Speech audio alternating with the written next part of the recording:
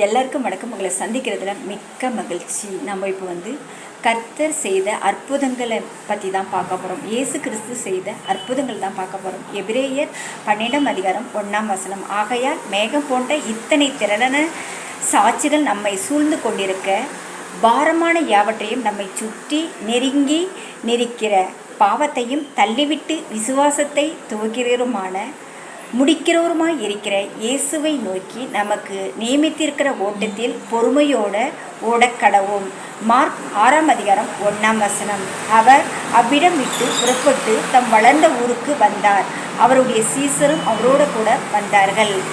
ஓய்வு நாளான போது ஜப ஆலயத்தில் உபதேசம் பண்ண தொடங்கினார். அநேகர் கேட்டு ஆச்சரியப்பட்டு, இவைகள் இவனுக்கு எங்கே இருந்து வந்தது?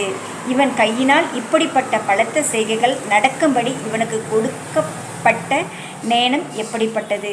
மார்க் 6 அதிகாரம் 3 இவன் தச்சன் அல்லவா? மரியாளுடைய குமாரன் அல்லவா?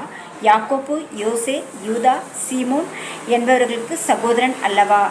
இவன் சகோதரிகளும் இங்கே நம்மிடத்தில் இருக்கிறார்கள் அல்லவா என்று சொல்லி அவரை குறித்து இடரல் அடைந்தார்கள். மார்க் 6 அதிகாரம் 4 இயேசு அவர்களை நோக்கி, தீர்க்கதரிசி ஒருவன் தன் ஊரிலும் தன் இனத்திலும் தன் வீட்டிலுமே அன்றி வேறெங்கும் கனவிடம் அடையான் என்றார். மார்க் 6 அதிகாரம் 5 அங்கே அவர் சில நோயாளிகள் மேல் கைகளை வைத்து அவர்களை குணமாக்கினதன்றி வேறொரு அற்புதமும் கூடாமல்.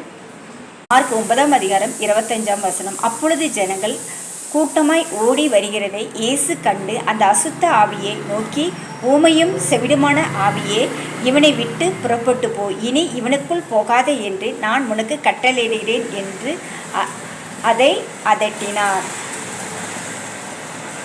மார்க் 9 அதிகாரம் 26 அப்பொழுது அது சத்தமிட்டு அவனை மிகவும் அலைக்கழித்து புறப்பட்டு போயிற்று. அவன் செத்து போனான் என்று அநேகர் சொல்லத்தக்கதாக செத்தவன் போல் கிடந்தான். இயேசு அவன் கையை பிடித்து அவனை தூக்கினார். உடனே அவன் எழுந்திருந்தான். வீட்டில் அவர் பிரவேசித்த பொழுது அவருடைய சீசர்கள் அதை துரத்திவிட எங்களால் ஏன் கூடாமற் போயிற்று என்று அவரிடத்தில் தனித்து கேட்டார்கள். அதற்கு அவர், இவ்வகை பிசாசு ஜபத்தினாலும் உபவாசத்தினாலும் என்று மற்றொரு விதத்தினாலும் புறப்பட்டு போகக்கூடாது என்றார். இப்போ பார்த்தது இயேசு கிறிஸ்து செய்த அற்புதங்கள், அதிசயங்களை தான் பார்த்தோம். ஆல்ரெடி மத்தேயு 13 அதிகாரம் 54, 55, 56, 57 வசனங்களும் இதே தான் வாசித்தோம். மார்க் 6 அதிகாரம் 1